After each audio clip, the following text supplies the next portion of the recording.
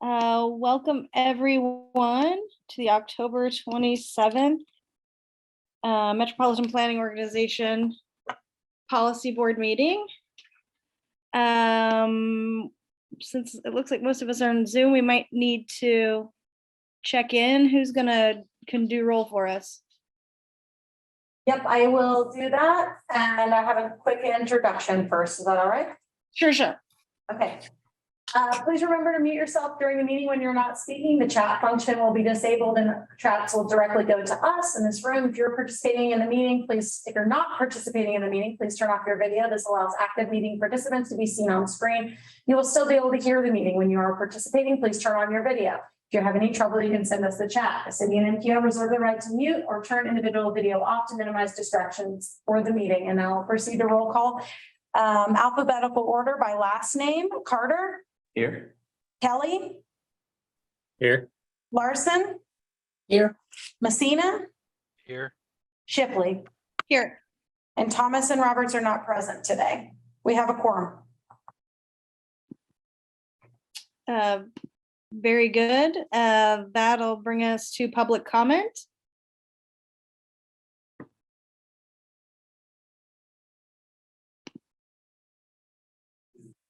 I'm not seeing anyone on here. Nobody has indicated they would like to comment. Okay. A second, I have a chat. Oh, there's it.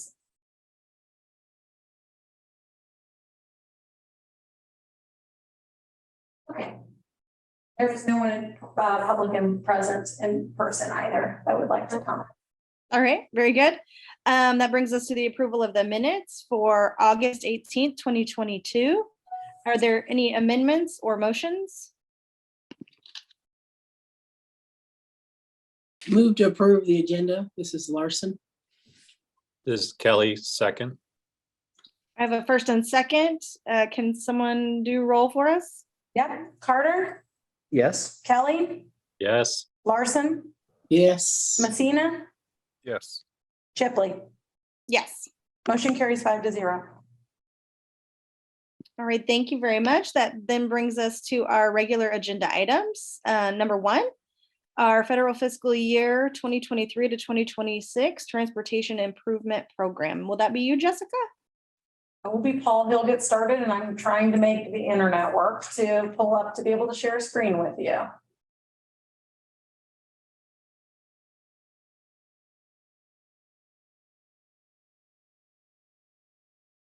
Go ahead. Just you can get started and I will. So we have developed the 2023 to 2026 Transportation Improvement Program, or TIP, based on input from all of our project sponsors, the local cities, KDOT and county. There's a few notable changes that I'll run through. So the environmental justice zone is a big one that has changed from our previous TIP based on newer data that's available. Sorry. So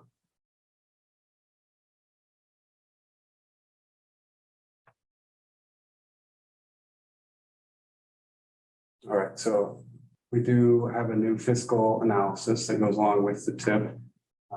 So I'll run through that first. Yeah. We're going to need to show that the TIP is fiscally constrained, meaning we have more revenue coming in than expenditures. So we base this off of work done for Transportation 2050 that is in development right now. So we look at different sources of revenue. All this text is updated according to these different projections. We look at maintenance costs and need to subtract those off the top before we program projects. So total operation and maintenance in these are in the thousands. So broken down by year. This is for Lawrence Transit, KU on Wheels, regional transit overall. And anticipated funding, after you subtract that ownership and maintenance cost, is shown by year for these next 4 years.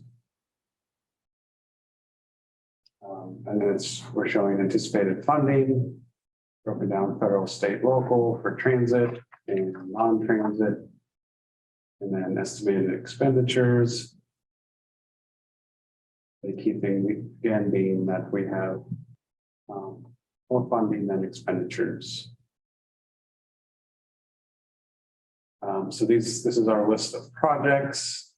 And then we review each project, or the project sponsor does, based on the different goals we're trying to achieve, such as safety targets and projects addressing safety.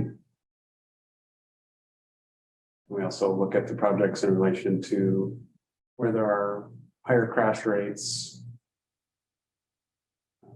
pavement and bridge targets.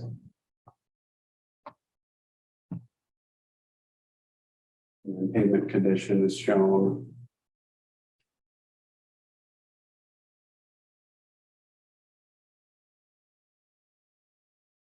And the environmental justice, which I mentioned earlier, based on new data that we have from the census, we are showing updated maps. So the minority block groups is the data that's been updated. So it's this hatch pattern. There used to be a lot more on the map, with areas in West Lawrence showing up. As more development has occurred out there, those areas have dropped off as minority areas. So that's the big change. And we use this map to make sure we're considering equity and how transportation projects are being programmed and affecting different populations. So the criteria for low to moderate income is 51% or more of the population earning less than 80% of the area median income. And that's older data that we're hoping to get newer data soon to reflect changes, but don't have that yet. So it's older data, and we use 135% of the mean for minority population based on 2020 census. So the census data indicates around 23% of Douglas County is a minority population. It's 135% for our threshold.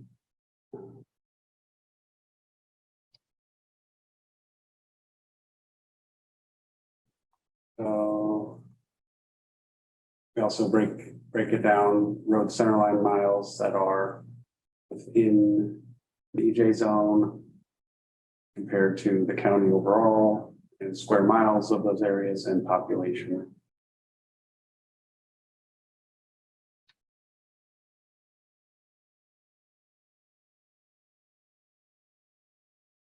There's different maps in the document relating to transit access and those environmental justice zones. In conclusion, we believe there's no significant issues with the selection of projects in relation to the environmental justice zones. And then so the list completed projects, that's the last tip. Projects with significant delays. Projects that have had federal funds obligated. The tip was open for public comment. No comments were received. And then we have our listing of projects. So a number of projects have been removed that were completed. Some have been edited. Others remain unchanged from the previous tip. So I think with that, you can open it up to any questions or comments.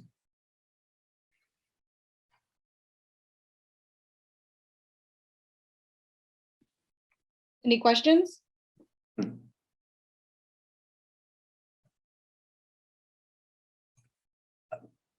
If I may, David Carter here, as one of the newer members of this group, Paul, could you take a moment to just contextualize this in terms of what our overall obligations are? I'll confess that I'm reluctant to treat this too lightly in light of the Planning Commission meeting in September, I guess it was, when the Wakarusa Drive extension became kind of a stumbling block in terms of the overall acknowledgement that it was that the TIP was in line with how we interpreted Plan 2040. There's a huge amount of detail in this, and I'm wary of just rubber stamping things without a really in-depth discussion in light of the possibility that a commission 2 years from now can be told, this is in line, this was approved, this is part of the plan. So, just if you take a moment, just kind of contextualize the importance of this specific document in the grander scheme of things, you or Jessica.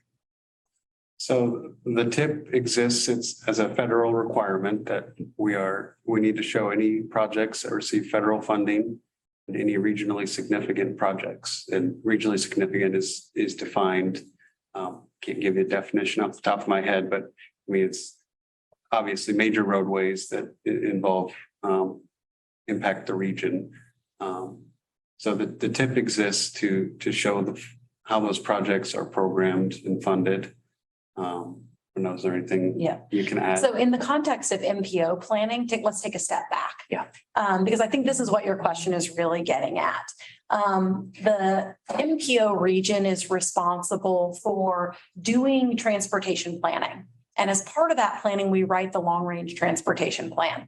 And that lays out the foundation, 20 plus years, what we think there's going to be reasonably for money available or planned networks, what we're looking at. It incorporates all the system plans. So if we have a bike plan, it pulls that in. If we have a pedestrian plan, it pulls that in.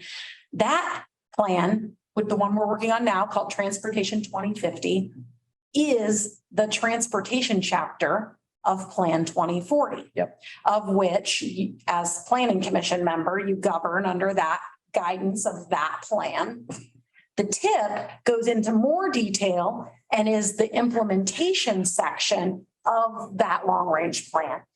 So when you were talking about consistency of looking at a specific city, like the city of Lawrence's capital improvement projects, of which you're asked to say, are they consistent or not with the Plan 2040?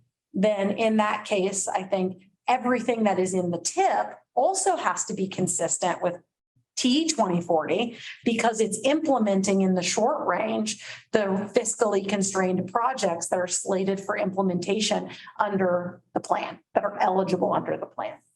And so in regards to that, the TIP is a really short-term document that pulls in all of the CIPs from all of the local governments where there is federally funded or regionally significant projects in a way to say, here's our list of transportation budget to show that this long-range plan is being implemented consistently. And we've done the additional analysis that we are looking at EJ and we're looking at fiscal constraint as a region rather than just as single entities. And you'll know in that plan, we work with the technical advisory committee, right? They are all the staff level local government partners that help build that document before it comes to you because they are working under the constraints of what is the adopted long range plan and what project selection is going to happen in their own individual processes. Since we're an MPO that doesn't have our own project funds, larger MPOs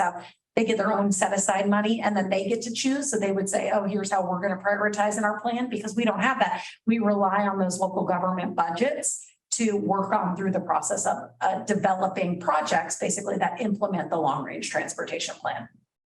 So this TIP is the short range document. Things that are in this TIP should be reasonably expected to have fiscal capacity committed to them. And for federal projects, they have to be in this plan to be obligated. So things that are the state roadway projects or any project in the region that has federal grant money, like the low to no emissions bus funding, those projects are required to be in here and shown as part of this process in this document to be funded, which is why we update this every 2 years, more than what the feds require us to do, because by the time we get through 2 years of amendments, we've amended it so many times that we don't update the analysis every time. So it's best for us to include as many projects that are reasonable when we do the update for the analysis, so we can understand and look at the equity impacts of environmental justice, not just fiscal constraint, which is what we do in a more limited process when we're just doing the amendments, which is why when you see a TIP amendment, you've probably seen some of those, everyone should have, that is a quarterly process to update this document. And all we're showing you there is what are the projects that change. Got it. Yeah, not the entire document being rewritten, like updated demographics and all the stuff that's the larger components of what this implementation looks like coming out of the long range plan. So what's driving this is the federal requirement, rather than a regional or local operational goal. Correct. So if we were an MPO that had our own money, we would use this process to select and program projects.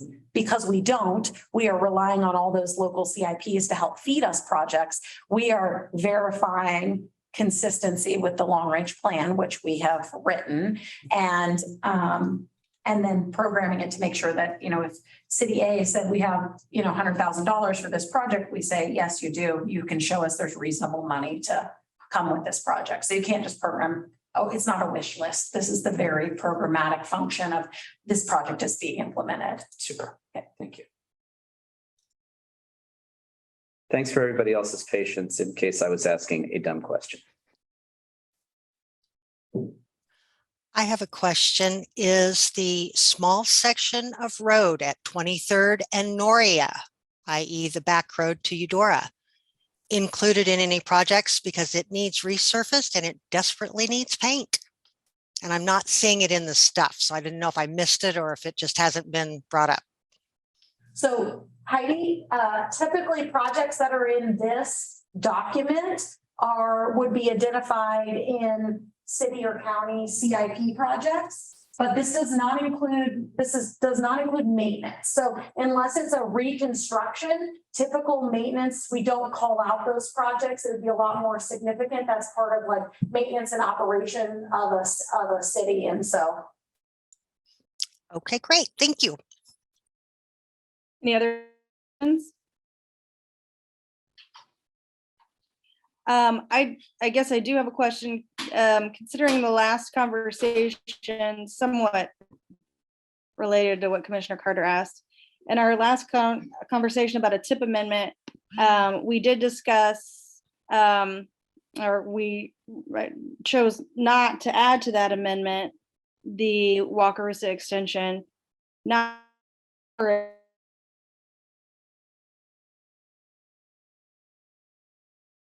the same way the other one did, saying that the city would commit to 40%. Do you want to address that specifically?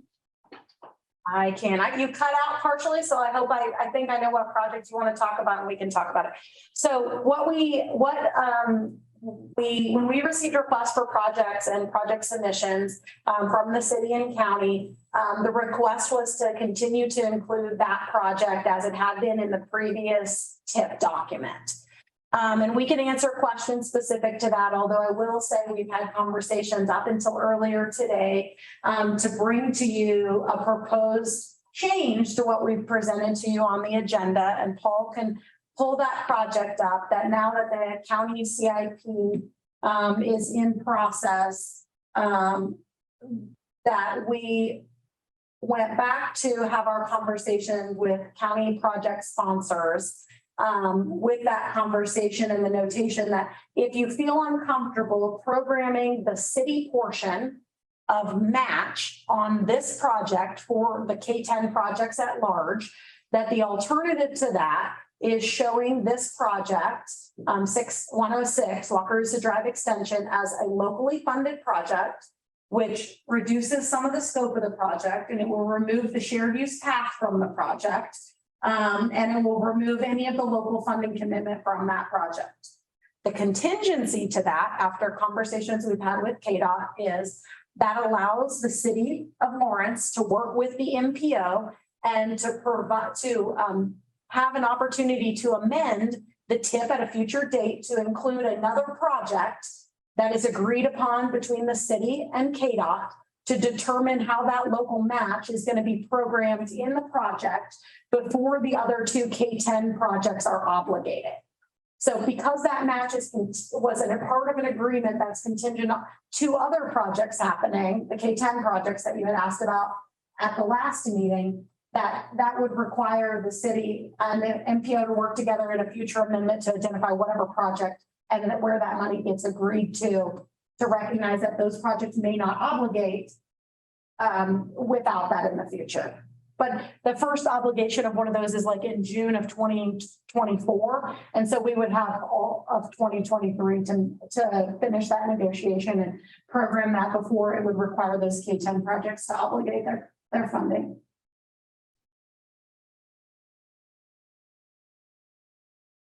Any other questions?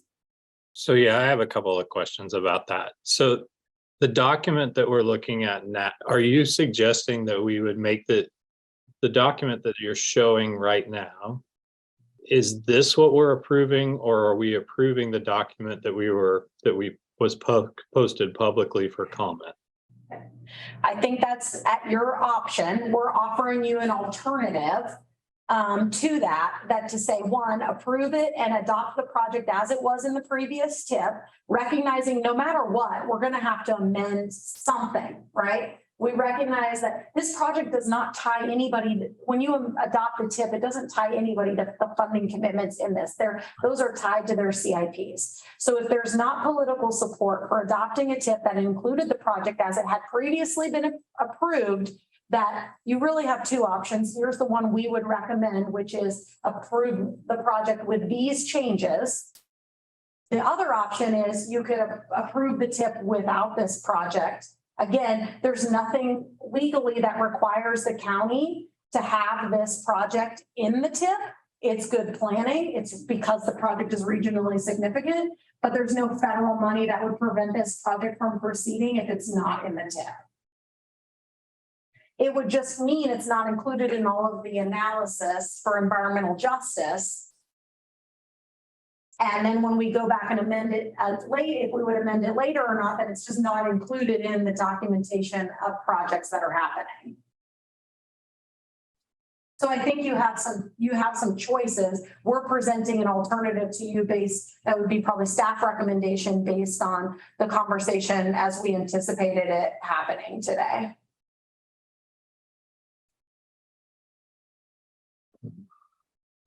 So I guess I'm just a little slow on the uptake here.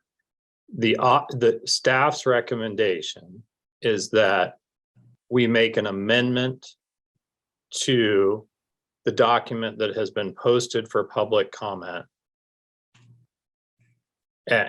That's your recommendation without getting any public comment on this document? Well, that would be consistent with what's in process for the county CIP. So that's one option. The other option is that you eliminate Project 106 and you adopt a TIP without Project 106.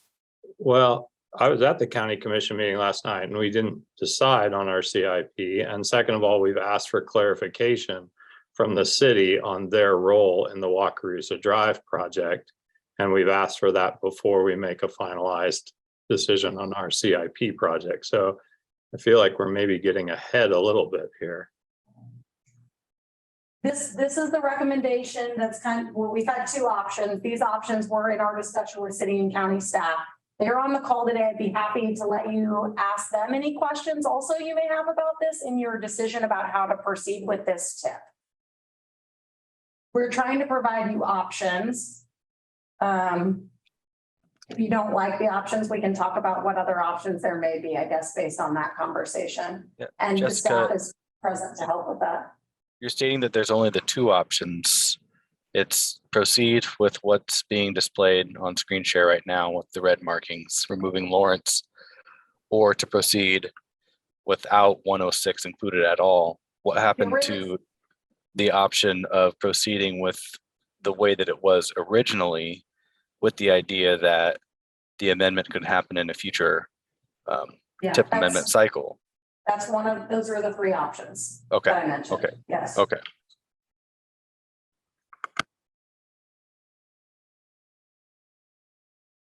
Any further questions right now? Well, maybe make sure there's no public comment.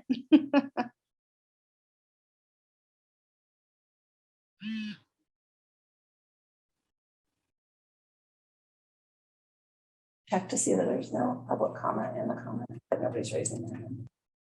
You have to go back to the, let's stop share. Get to that. Participants.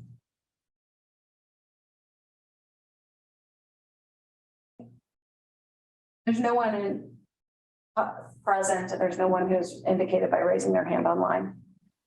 All right, thank you. Then let's bring it back for discussion. It looks like Commissioner Kelly might still have some ideas.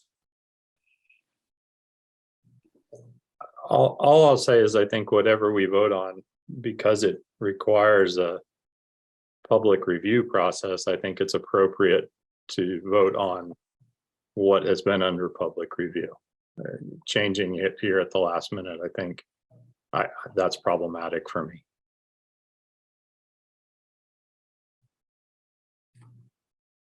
Jessica, could I ask another clarifying question? Sure. So the document that we're approving here is this biannual, it's effectively a report. The main audience for this tip are the federal government, who would come and audit, like, how are we spending money and are we doing the necessary analyses to justify how we spend the money? And ourselves, because it's basically an accounting of how we spend the money. And then these quarterly amendments are just aligning the plan with how we're actually proceeding. Is that a fair summary? Yes, I think so. Okay. The reason, Yes. because what I'm getting at is, because I'm trying to address Yeah. Commissioner Kelly's concern about how things are sequenced. So the Yes. tip, it's not and please correct me, Sure. it's not a legally binding document in terms of how we administer the funds.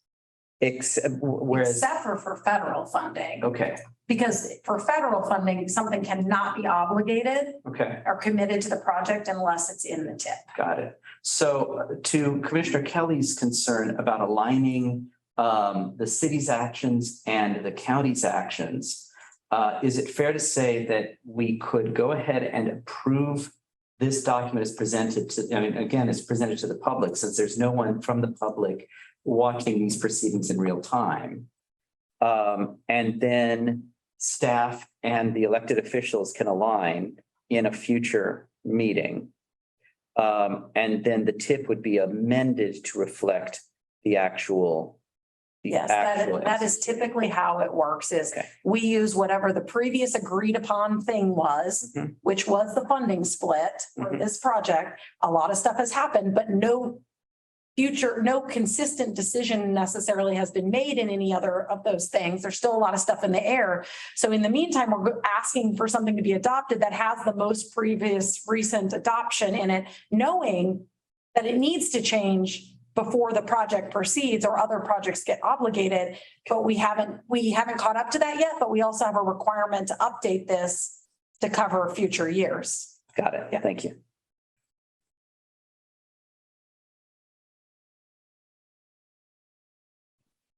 Any other discussion?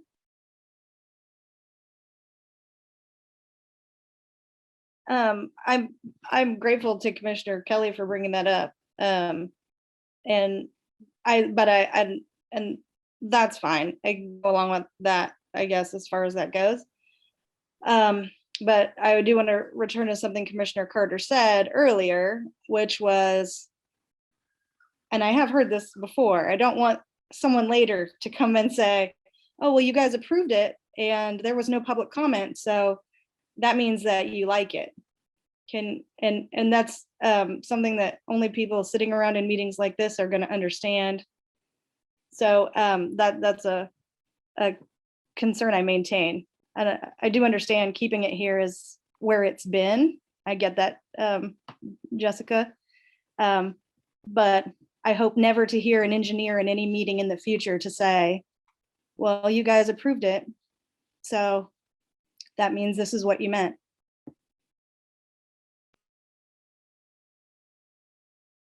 I mean, we can refer back to, I mean, like I said, I have city staff on this call. If somebody would like to speak up in regard to that. I mean, I think it's a known that there are continuing conversations going on around this project. I would refer to a city staff member if they would like to add something to that point to address Shipley's concern.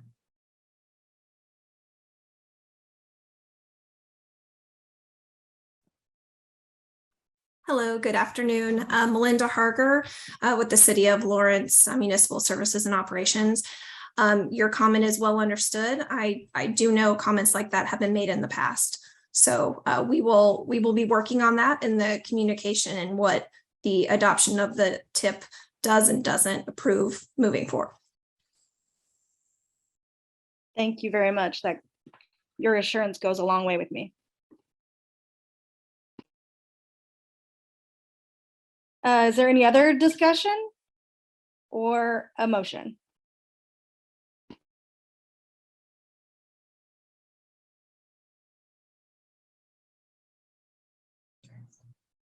If there's no other discussion, we had a good conversation about this 2 months ago now, in August. We walked through this, right? So, and then it's had public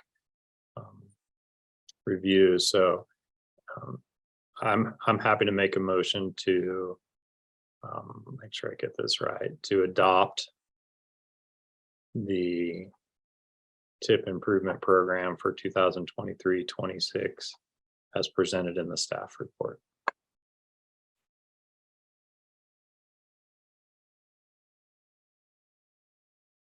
I have a question on that. When you say as presented in the staff report, are you talking about the one that has been amended? Or the Well, one? yeah, I mean, we probably need a second and then we can talk about it. Okay, got it.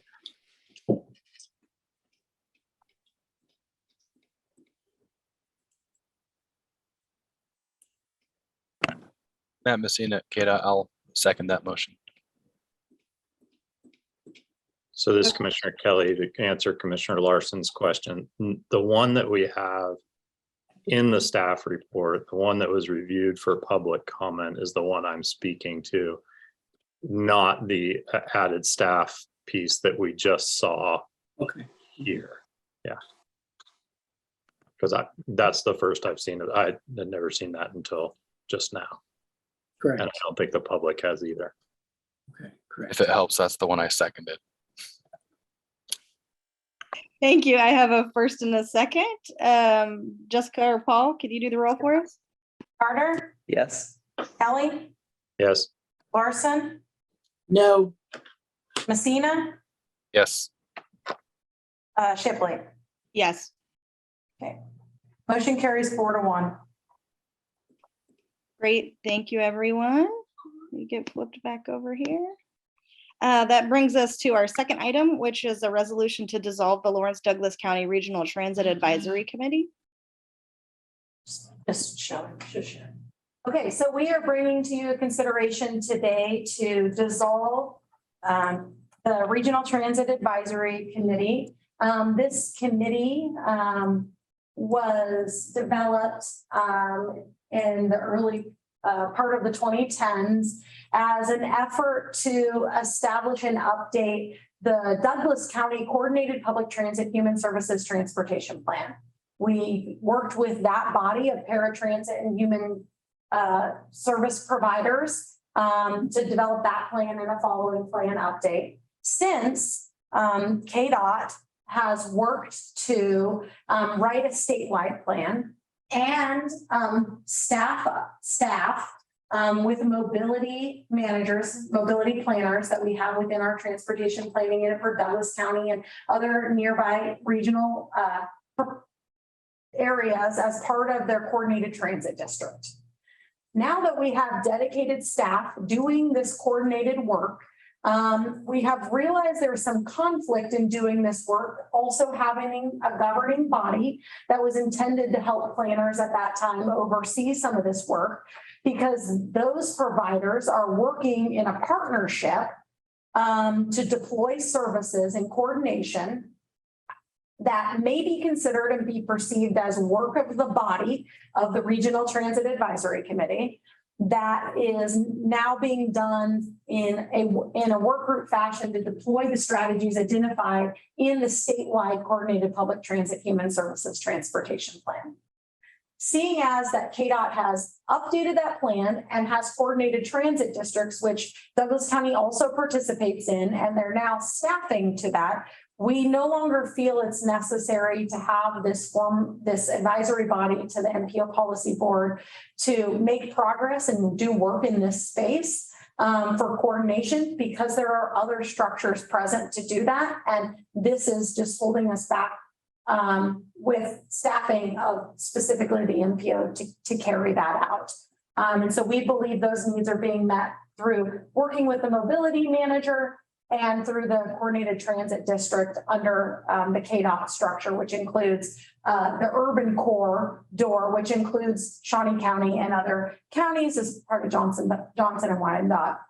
And so there's more regional coordination beyond just Douglas County, which is where a lot of the previous work we've done in this coordination also identifies trip needs for people for medical services or other trips that go beyond just the county lines. And so with that, we ask you to consider the dissolution of this advisory body, recognizing that we feel like it's a duplication and no longer necessary to maintaining progress in this fashion to do this work. I'd be happy to entertain any questions you may have about this resolution or the work that we're doing. I saw we have some providers who are part of this coordination on the call today. Cottonwood and Senior Resource Center. We also have our mobility manager that's funded through KDOT. That's part of our transportation planning division on the call too, to help answer any questions if you seek that as part of the discussion. Good afternoon. This is Heather Tice. I just wanted to thank Jessica and Gravel and Heidi for being on here and talking about this, because we actually haven't met in a minute with the COVID and having the provider network with our CTD. We just haven't, there hasn't really been a need. Would you agree, Jessica? Absolutely. Okay.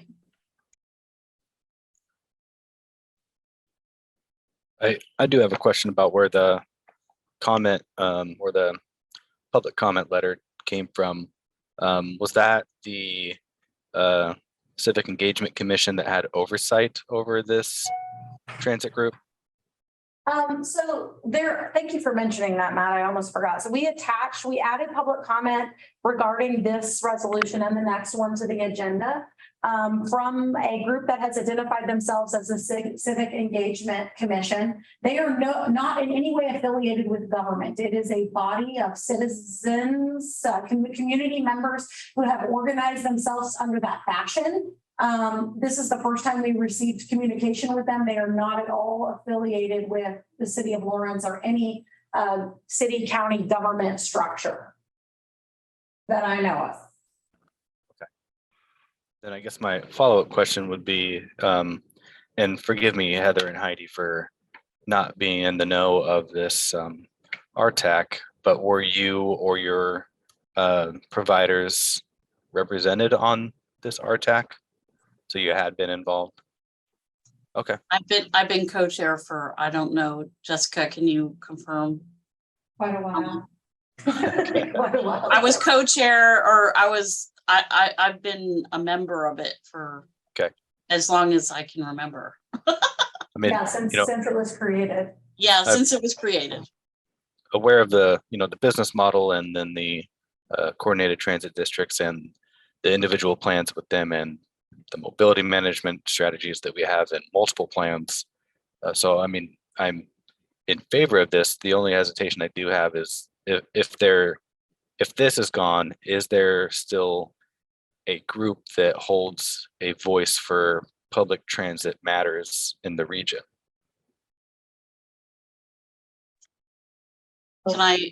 This is Heather Tice. Can I mention my thoughts on that? Sure. Yeah. I think it's very likely already covered because I feel like Heidi from the Senior Resource Center and Lanice from Independence Inc. and Drivell and I have met to talk about options for making transit a little bit more accessible for Lawrence community members. We're trying to do. I think we've been really thinking about this since the beginning of the RTAC. So I don't see it really dissolving the mission as much as just, I mean, our participants are on the call. You know, I mean, we're part of we're trying to find a solution. Would you agree, folks? I don't know. Hey, Matt, this is Drabel Taylor, mobility manager. I don't think there would be any significant regional concerns as far as coordination or the mission. As the mobility manager, I am housed within the MPO.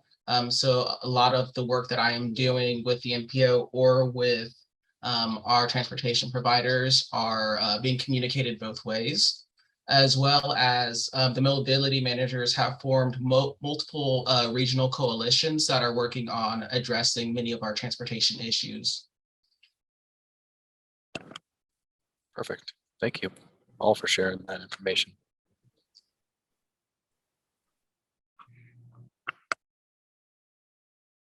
Any further questions?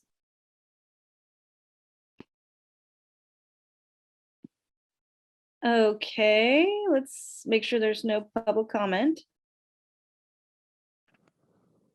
There's no comments on the Zoom call or here in the room. Great. Any other discussion or a motion? Matt Messina, Kata, I'll make the motion to approve the resolution to dissolve the RTAC. Second, Larson, second. I have a first and second. Jessica? Yep, Carter, Yes. Kelly, Yes. Larson, Yes. Messina, Yes. Shipley. Yes. Motion carries 5-0. Great, everyone. Thank you. That brings us to our third item, which is the resolution to dissolve the Lawrence Douglas County Bicycle Advisory Committee.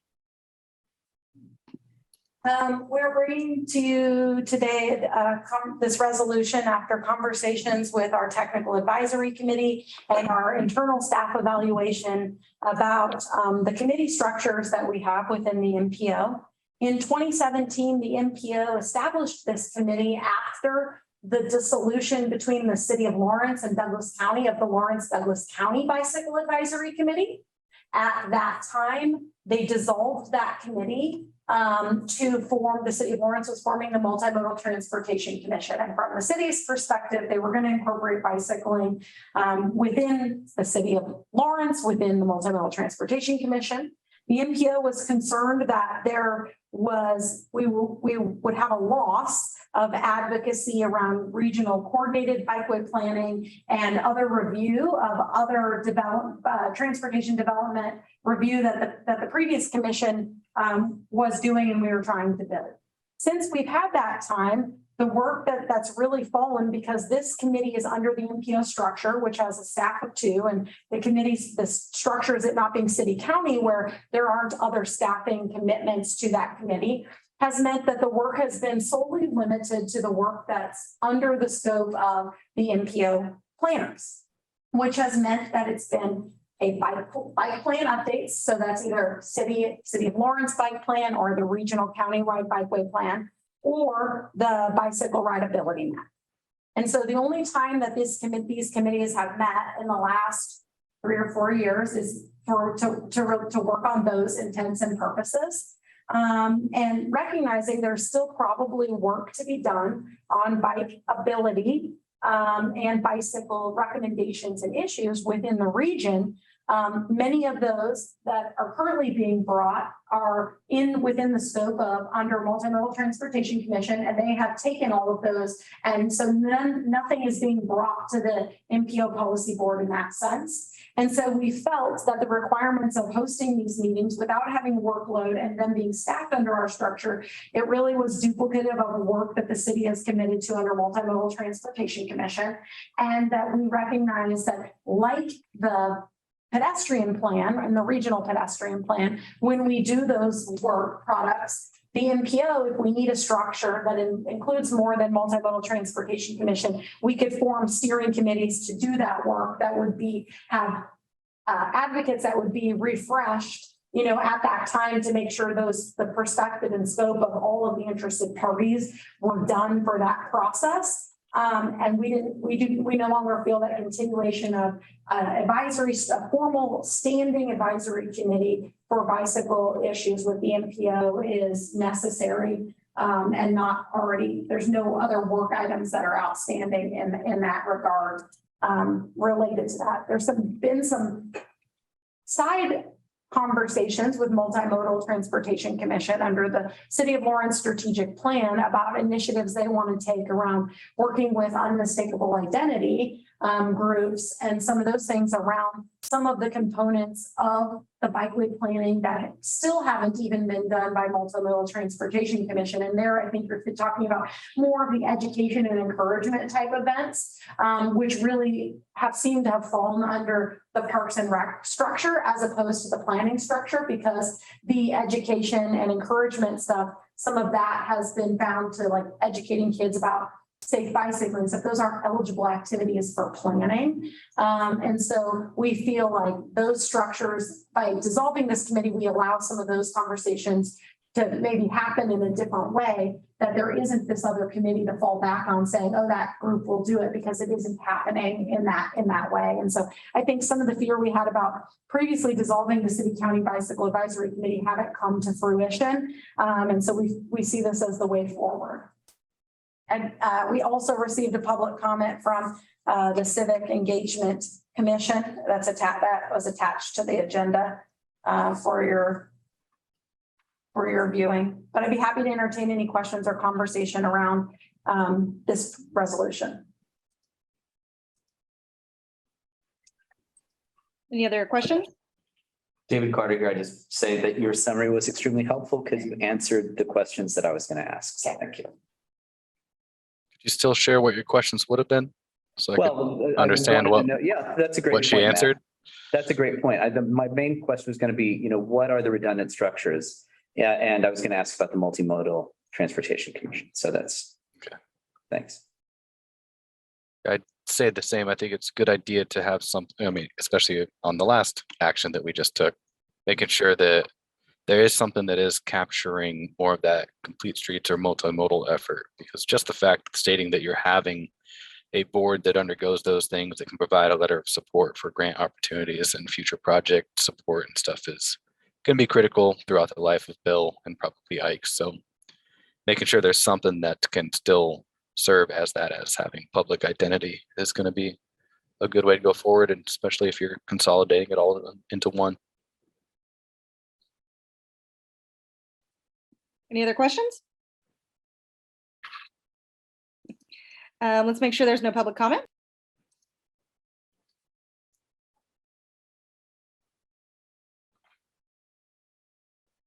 No one in person and no one has raised their hand online to comment on this item. Great, thank you. Is there any further discussion or any motions? This is Commissioner Larson. I'll make a motion to approve resolution 2022-02 to dissolve the Lawrence Douglas County Bicycle Advisory Committee. Commissioner Kelly, second. I have a first and a second. Jessica? Carter, Yes? Kelly, Yes, Larson, Yes, Messina, Yes. Shipley. Yes. Motion carries 5-0. Great. Again, thank you very much. Get back here.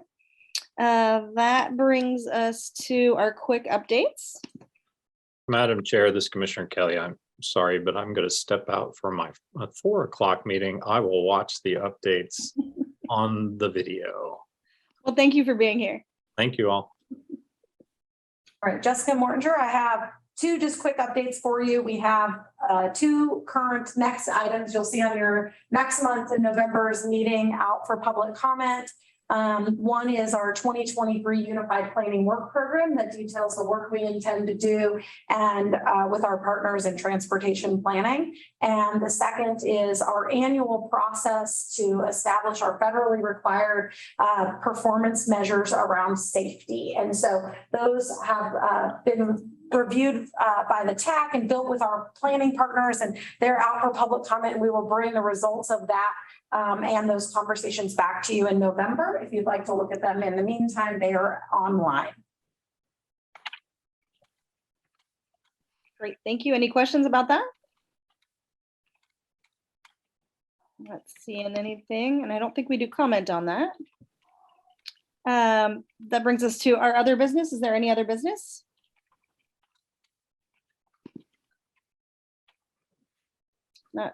Not seeing anything, seeing a lot of head waggles.